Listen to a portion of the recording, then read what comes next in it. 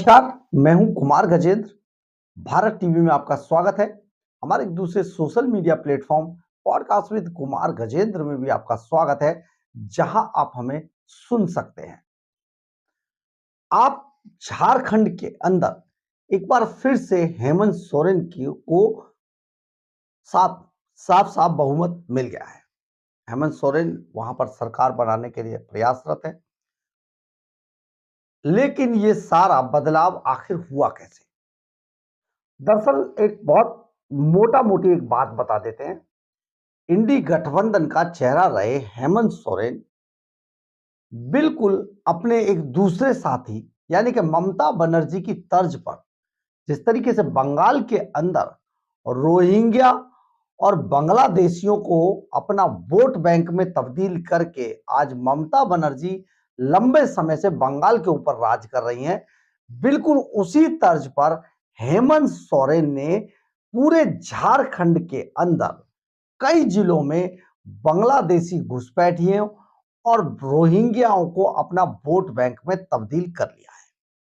और यही कारण है कि अभी झारखंड के अंदर ये पूरी जो जमात है ये काबू में नहीं आ रही है। यानी कि झारखंड एक ऐसा इलाका बन गया है जहां पर बिल्कुल बंगाल की तरह यहां की डेमोग्राफी को बांग्लादेशी घुसपैठिए और रोहिंग्या पूरी तरीके से बदलने में जुटे हैं।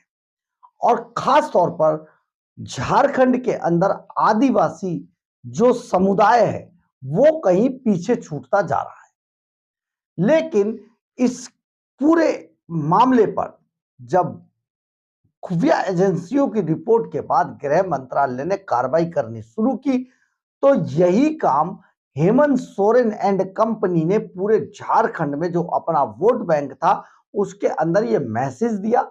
और उस मैसेज का नतीजा ये रहा कि हेमंत सोरेन सरकार यानी कि जिस तरीके से आप देखेंगे दिल्ली के अंदर अरविंद केजरीवाल अपने वोटर्स को रोहिंग्या बांग्लादेशी और जो घुसपैठिए यहाँ रह रहे हैं, जिन कॉलोनियों में खास तौर पे जो उनके फ्री की मुफ्त की रेवड़ियों को पेलने वाले जो वोटर हैं, उनको आज के टाइम में अरविंद केजरीवाल ये डर दिखा रहे हैं हर सभा के अंदर, हर बैठक के अंदर, कि अगर आपने बीजेपी को वोट दिया तो आपकी सबसे पहले ये मुफ्त की रेवड़ियां छीन ली जाएगी। यही डर हेमंत सोरेन ने झारखंड के अंदर जो उनका वोट बैंक था उसको दिखाया और हेमंत सोरेन अपने इस काम में कामयाब रहे। लेकिन सबसे बड़ी बात यह है, हम आपको इसमें सिलसिलेवार कुछ चीजें बताते हैं।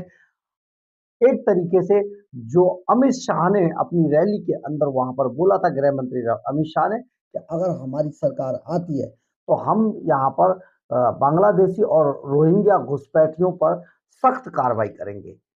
हालांकि बाद में बांग्लादेश ने इस पर आपत्ति भी जताई थी, लेकिन सबसे बड़ी बात यह है, यही शायद भारतीय जनता पार्टी के लिए महंगा पड़ा। इसके अलावा भारतीय जनता पार्टी हालांकि उनकी स्ट्रेटेजी का ये हिस्सा रहता है, झारखंड में कोई मुख्यमंत्री का चेहरा नहीं था।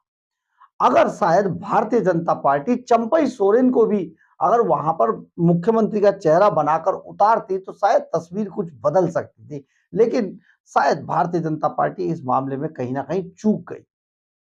इसके अलावा एक और बात थी, भारतीय जनता पार्टी का जो झारखंड चुनाव को जो हैंडल कर रहे थे वो राष्ट्रीय कार्यालय से हैंडल हो रहा था, यानी कि दिल्ली से हैंडल हो रहा था। वहां पर उनकी कोई बहुत बड़ी इकाई इस पर काम नहीं कर रही थी। कई कारण रहे, हम आपको सिलसिलेवार ढंग से इसमें बताते हैं। झारखंड में वर्तमान मुख्यमंत्री हेमंत सोरेन इंडिया गठबंधन के एक बड़ा चेहरा हैं। हेमंत सोरेन के मुकाबले झारखंड बीजेपी में अर्जुन मुंडा और बाबूलाल मरांडी भी बताए जाते हैं, लेकिन वो खास असर कोई छोड़ नहीं पाए वहां पर। अब इसमें कई पत्रकारों का जो आकलन है उस हिसाब से कि बीजेपी ने सीएम का चेहरा नहीं दिया था और इंडिया ब्लॉक मजबूती से हेमंत सोरेन का समर्थन कर रहा था। दूसरी तरफ बीजेपी की स्टेट यूनिट नहीं बल्कि केंद्रीय नेतृत्व में इस चुनाव को अपने हाथ में लिया हुआ था। नरेंद्र मोदी ने मजबूती से चुनाव लड़ा, लेकिन नतीजे उनके पक्ष में पूरी तरीके से नहीं आए। हालांकि बीजेपी के लिए एक सामान्य धारणा है कि बीजेपी कैडर आधारित पार्टी है और पार्टी बिना चेहरे के पिछले कई चुनावों में अच्छी जीत हासिल कर चुकी है। अब इसमें बीजेपी की एक सामान्य रणनीति भी इसको कहा जाता है, लेकिन चेहरा तो हालांकि सही तरीके मायनों में देखा जाए तो महाराष्ट्र में भी चेहरा नहीं था, लेकिन वहां पर जीत हासिल की। हालांकि सबको पता था कि देवेंद्र फडणवीस उनका चेहरा है। अब लोकसभा चुनाव के नतीजों के बाद बीजेपी ने केंद्रीय कृषि मंत्री शिवराज सिंह चौहान को विधानसभा चुनाव के लिए प्रभारी और हेमंत बिस्वा शर्मा को सह प्रभारी यहां पर बनाया हुआ था, और वही ग्राउंड जीरो पर काम कर रहे थे। 20 सितंबर को झारखंड में एक चुनावी रैली के दौरान अमित शाह ने कहा, एक बार झारखंड में सरकार बना दीजिए, मैं आपसे वादा करता हूं कि रोहिंग्या और बांग्लादेशी घुसपैठियों को चुन चुन कर झारखंड के बाहर भेजने का काम भारतीय जनता पार्टी करेगी। ये हमारी सभ्यता को नष्ट कर रहे हैं और हमारी संपत्ति को हड़प रहे हैं। बांग्लादेश ने भी इस पूरे मामले पर टिप्पणी की थी, आपत्ति जताई थी। घुसपैठ के सवाल पर जो भारतीय जनता पार्टी है, बीजेपी शुरू से ही गलत पिच पर चली गई थी, ये लोगों का कहना है, ये जानकार जो राजनीतिक रणनीतिकार है उनका कहना है। लोकसभा चुनाव के बाद बीजेपी ने सिर्फ और सिर्फ अवैध घुसपैठ और संथाल परगना में डेमोग्राफी में बदलाव का मुद्दा उठाया, जो नतीजों में उसके पक्ष में नहीं दिखाई दिया। आदिवासियों और मुस्लिमों का वोट बैंक झारखंड मुक्ति मोर्चा के लिए मजबूत वोट बैंक बन चुका है। फिर सुनिए इस पॉइंट को, आदिवासी और मुस्लिमों का वोट बैंक झारखंड मुक्ति मोर्चा के लिए मजबूत वोट बैंक बन चुका है। आदिवासियों का एक बड़ा तबका इसे गैर जरूरी सवाल मानता है, यानी कि घुसपैठ को गैर जरूरी सवाल मानता है, यानी कि हेमंत सोरेन जैसे लोगों ने उनमें जो उनके दिमाग में डाला है, उनके लिए बांग्लादेशी और रोहिंग्याओं की घुसपैठ कोई मुद्दा नहीं है। बीजेपी की तरफ से कहा जा रहा है कि इस तरह की घुसपैठ से राज्य की डेमोग्राफी बदल जाती है। इसके लिए बीजेपी ने रोटी बेटी और माटी का नारा दिया था।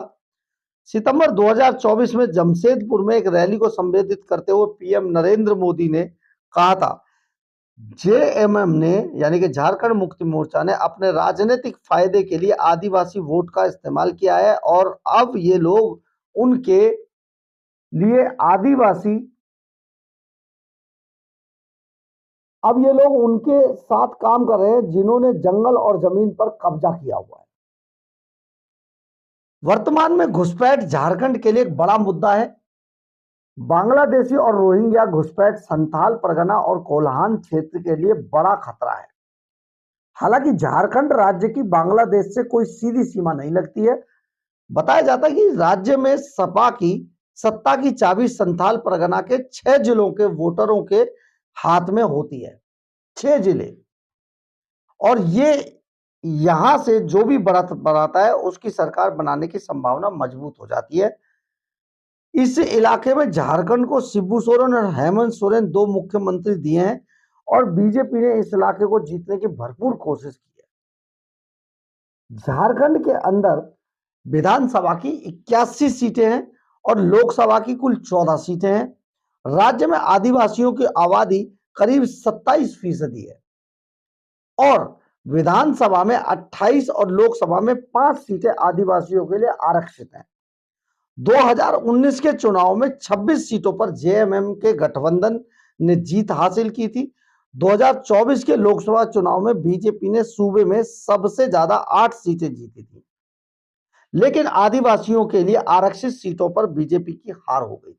आदिवासी सीटों पर इस चुनाव में जेएमएम ने 28 सीटों में से अधिकतर सीटों पर जीत दर्ज की है, बढ़त बनाई है। अब इसमें आप ये समझ लीजिए कि जो हेमंत सोरेन सरकार है, बांग्लादेशी घुसपैठिए और रोहिंग्याओं के ऊपर जो उन्होंने पूरे 6 जिलों में जिस तरीके से वोट बैंक में तब्दील इन घुसपैठियों को कर लिया है, अब वहां पर बिल्कुल ममता बनर्जी यानी कि बंगाल वाला मॉडल लागू हो गया है। यही कारण है कि झारखंड के अंदर जो सरकार है, मतलब आप हेमंत सोरेन जो है वो काफी मजबूत नजर आ रहे हैं, और भारतीय जनता पार्टी को वहां पर हार का सामना करना पड़ा। अगर हम राजस्थान उपचुनाव की बात करें तो यहां पर भी 7 में से 5 सीटें भाजपा ने जीती हैं। खींवसर, झुंझुनू, सलोवर, देवली, ऊनिया, रामगढ़ ये सीटें भाजपा ने जीती हैं, जबकि दौसा, 84 ये सीटें कांग्रेस के खाते में या अन्य के खाते में गई। बीएपी एक पार्टी है, उसमें गई है, एक कांग्रेस में। ले इतना सब होने के बावजूद, महाराष्ट्र का तो आपने देखा ही होगा, इतना सब होने के बावजूद अगर झारखंड में भारतीय जनता पार्टी पिछड़ जाती है तो ये बेहद सोचने वाली बात है कि आखिर झारखंड में डेमोग्राफी को हेमंत सोरेन ने कितना तब्दील किया है। बहरहाल, अगर आपको हमारी खबर अच्छी लगे तो आप इसे लाइक, सब्सक्राइब और शेयर जरूर करें। कमेंट्स बॉक्स में अपनी राय जरूर लिखें, इससे हमें बहुत बहुत बहुत ऊर्जा मिलती है। जय हिंद, जय भारत।